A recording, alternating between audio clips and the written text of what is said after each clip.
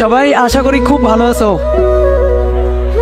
তোমাদের এতদিন মোবাইলের স্ক্রিনেই তোমরা আমাকে দেখছো, আজকে আমাদের সবাইকে সামনাসামনি দেখতে পাচ্ছ, ইভেন আমরাও তোমাদের সামনাসামনি দেখতে পাচ্ছি। আমরা আসলে খুবই আনন্দিত তোমাদের এরকম সামনাসামনি দেখতে পেয়ে। বেশি সময় নষ্ট করব না, আমি টুকিটাকি ক্লাস নিতে পারি কিন্তু খুব ভালো বলতে পারি না বা বক্তৃতা দিতে পারি না। তোমাদের ছোট দুইটা পয়েন্টে আমি একটু কথা বলি। তোমরা জানো আজকে হচ্ছে বিশ্ব মা দিবস। একটা সন্তান যখন ভূমিষ্ঠ হয়, মায়ের যে প্রসব বেদনাটা সহ্য করতে হয়, এটা পৃথিবীর সবচেয়ে বড় কষ্টের একটা। তোমরা সবসময় দেখবা মা এই প্রসব বেদনাটা সহ্য করার পরেও হাসি মুখে এটা মেনে নেয়। তোমার হাজার দেওয়া কষ্ট সবকিছুই মা হাসি মুখে মেনে নেয়। তোমরা মাকে কখনো কষ্ট দিবা না। তুমি যখন ক্যাম্পাসে আসবা, তুমি বাসায় যাওয়ার পরে 1 মাস 2 মাস 6 মাস পরে বাসায় যখন যাবা, তুমি বুঝতে পারবা যে তোমার মা আসলে কতটা তোমাকে ভালোবাসে।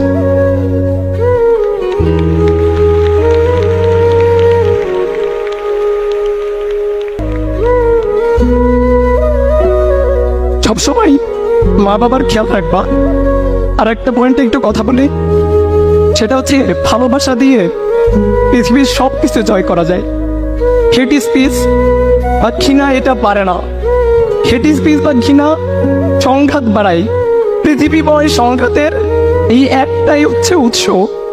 এই জিনিসটাকে আমরা চাইলে ভালোবাসা দিয়ে দূর করতে পারি।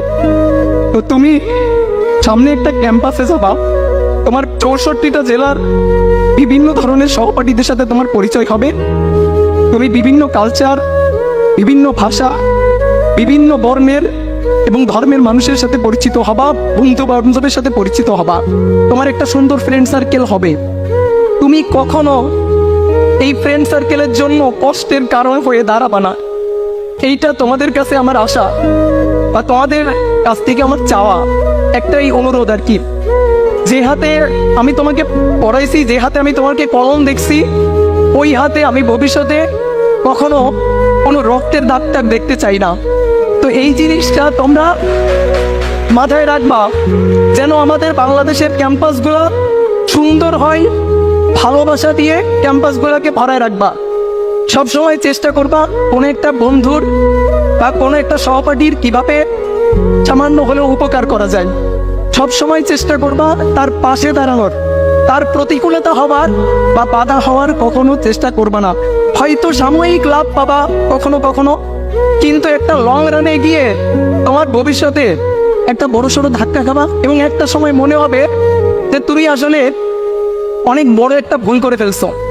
তো এই কারণে সবসময় নিজেকে ধরে রাখবা এবং সবসময় ধর্মের পথে থাকবা, সৎ পথে থাকবা, প্রেয়ারের মধ্যে থাকবা। দেখবা লাইফটা অনেক সুন্দর। যদি কখনো হতাশা লাগে, মা বাবার সাথে কথা বলবা আর ঈশ্বরের সাথে কথা বলবা, দেখবা এই হতাশাটা কেটে যাবে। সবার জন্য শুভকামনা, সবার জন্য ভালোবাসা। ধন্যবাদ সবাইকে।